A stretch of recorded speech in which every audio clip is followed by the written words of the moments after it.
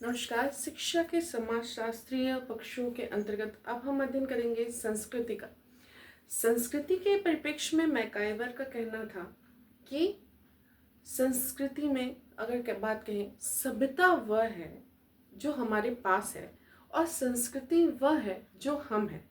अर्थात हमारी वेशभूषा, हमारी जीवन शैली, हमारे आचार विचार, हमारे दर्शन, हमारा भावनात्मक पक्ष, हमारी आस्था, हमारा विश्वास, हमारी वास्तुकला, ये सारी हमारी संस्कृति है।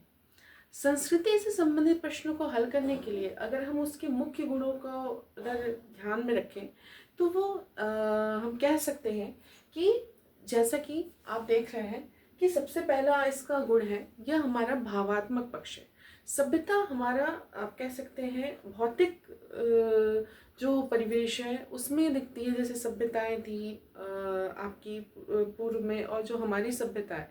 लेकिन जो उसका भावात्मक पहलू है, जो हमारा वो कह सकते हैं कि जो जुड़ाव है हमारे पूर्वजों से, हमारा उनके आचार विचारों से, जो प्राचीनतम हमारी व्यवस्था थी या जिस चीज़ को हम अपनी जीवन शैली में उतारते हैं, वही हमारी संस्कृति है। संस्कृति सामाजिक गतिशीलता है, यह प्रश्न भी आ चुका है संस्कृति से संबंधित।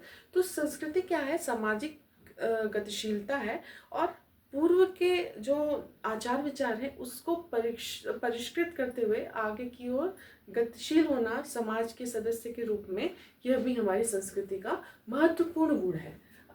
संस्कृति हमारी रीति रिवाज, जो भी हमारे क्रियाकलाप होते हैं उसमें जो हम रीतियाँ निभाते हैं, जो इस रिवाज से करते हैं, वो भी हमारी संस्कृति के अंतर्गत आता है। हमारा जो रहन सहन है, जिस प्रकार से हम रहते हैं, उठते बैठते खाते पीते, ये भी हमारे संस्कृति से ही जुड़ा हुआ है।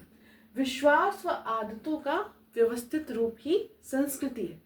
जो हम विश्वास करते हैं और जो हमने नहीं देखा, लेकिन जैसे हमारे जो बड़े हैं वो बताते हैं कि हमारे पूर्वजों ने ऐसा किया या इस प्रकार से हमको करना चाहिए, तो जो हमारे विश्वास है, जो हमारे आदर्श हैं, जो हमारा मूल्य है, जो हमारा दर्शन है, उसका व्यवस्थित रूप ही संस्कृति है। संस्कृति हमारा मौलिक तत्व है। जो हम हैं वही संस्कृति है। हम जिस प्रकार से बात करते हैं, जिस प्रकार से चलते हैं, जिस प्रकार से खाते हैं, जिस चीज़ का सेवन करते हैं, जिस प्रकार से क्रियाकलाप करते हैं, ये सारी हमारी संस्कृति से ही से संबंधित है। संस्कृति हमारी सामाजिक विरासत है। अगर ये बिंदु देखें तो ये भी प्रश्न आ चुका है संस्कृति से संबंधित। तो सांस्कृतिक हमारी सामाजिक विरासत है। इसके अलावा साम्य इसका गुण है। साम्यता संस्कृति का बहुत ही महत्वपूर्ण गुण है। यह प्रथा व मूल्यों का संरक्षण व उन्नयन है। जो हमारी पूर्व में प्रथाएं चल रही हैं, जो हमारे मूल्य हैं, उनका संरक्षण करना और उनका उन्नयन करते रहना, उनकी प्रगतिशीलता बनाए रखना ही संस्कृति है। हमारे आचार विचार और नैतिकता हमारी संस्कृति कही जाती है। इसके अलावा जो हमारी कला है, वास्तुकला है, और जो निरंतर हमारे जीवन शैली में या हमारे संपूर्ण जीवन में जो सुधार हो रहा है, जो आने वाली पीढ़ियों में धीरे धीरे सुधार हो रहा है, ये भी हमारी संस्कृति के ही अंतर्गत आता है। जो हमारे विचार हैं उनका निरंतर संवर्धन एवं गतिशीलता ही संस्कृति है। इसके अलावा समाज में व्याप्त गुण, जिस समाज में हम रहते हैं, जो हमसे संबंधित है, उसके व्याप्त गुण भी संस्कृति है। सम्यक कृति यही संस्कृति है। कृति अर्थात करना, तो सम्यक कृति जो संतुलित क्रियाकलाप है, यह हमारा संस्कृति है। आस्था, संस्कार, नृत्य, संगीत, अभ्यांतर और परंपरागत जो हमारा चिंतन है, जो हमारी परंपराएं हैं, ये सारी हमारी संस्कृति के महत्वपूर्ण स्रोत हैं और गुण भी है।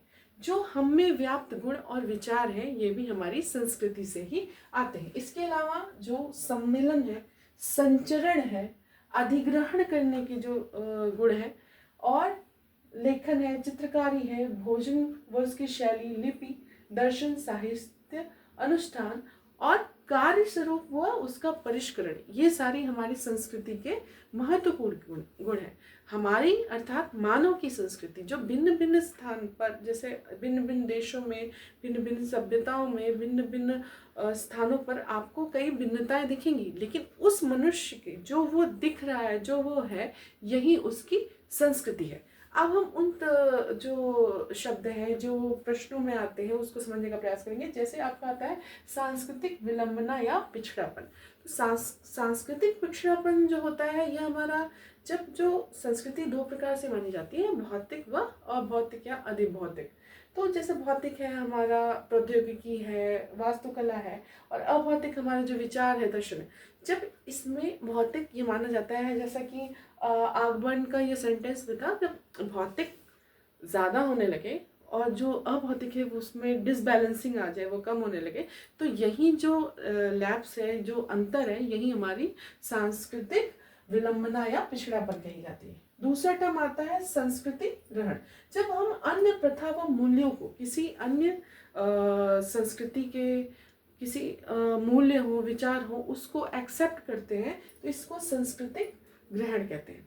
अगला टर्म है हमारा सांस्कृतिक पूंजी किसे कहते हैं।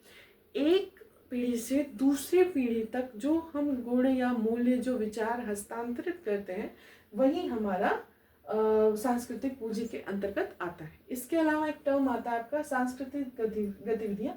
तो जो हमारा भावात्मक पक्ष है, जब हम उसको क्रियाविधि या क्रियाकलाप के द्वारा, गतिविधि के द्वारा हमारे विचार को, संस्कृति को, हमारी भावनाओं को, हमारी जीवन शैली को प्रदर्शित करते हैं, तो यही हमारी सांस्कृतिक गतिविधियाँ हैं। जैसे कि प्रार्थना, जैसे विद्यालय परिप्रेक्ष्य में देखें तो प्रार्थना हुआ, व्यायाम हुआ, जिस प्रकार से क्रियाकलाप होते हैं, राष्ट्रगान हुआ, ये भी हमारी संस्कृति में ही सम्मिलित है कि हम जिस मिट्टी पे में हमने जन्म लिया उसका सम्मान करना। तो ये सारी चीज़ें हमारी सांस्कृतिक गतिविधियों के अंतर्गत आती हैं। इसके अलावा एक टर्म आता है निर्जातिता। इसका अगर शाब्दिक अर्थ देखें तो नस्ल, लेकिन जो एक विशेष समूह है उससे जुड़ाव या अपनत्व की भावना ही निर्जातीयता कही जाती है।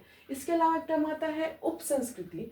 जब किसी बड़ी संस्कृति का एक हिस्सा आप कहें, या किसी विशेष स्थानिक संस्कृति का हिस्सा, ये उसकी जो स्थानिक संस्कृति है उसको, या किसी बड़ी संस्कृति का एक हिस्सा, इसको उपसंस्कृति कहते हैं। ये जगह जगह सभी पे लागू नहीं होता। संस्कृति क्या है, पूरे समाज पे लागू होती है, जो एक समाज हमारा बनाया हुआ है। और जो उपसंस्कृति है, जैसे कि इस राज्य की संस्कृति दूसरे राज्य में ज़रूरी नहीं है कि मानी जाए, तो ये हमारी उपसंस्कृति होती है। इसके अलावा सांस्कृतिक संक्रमण क्या होता है, जब एक संस्कृति से दूसरे संस्कृति में जो गुण विचार थोड़े की जगह अत्यधिक चले जाए, तो इसको संक्रमण कहते हैं। मतलब उसका मैक्सिमम पार्ट एक संस्कृति का दूसरे में जब हस्तांतरित हो जाए, तो इसको सांस्कृतिक संक्रमण कहते हैं। तो ये कुछ मुख्य एग्जाम के परिप्रेक्ष्य में हमारे बिंदु हैं संस्कृति से, जिसकी आज हमने चर्चा की। धन्यवाद।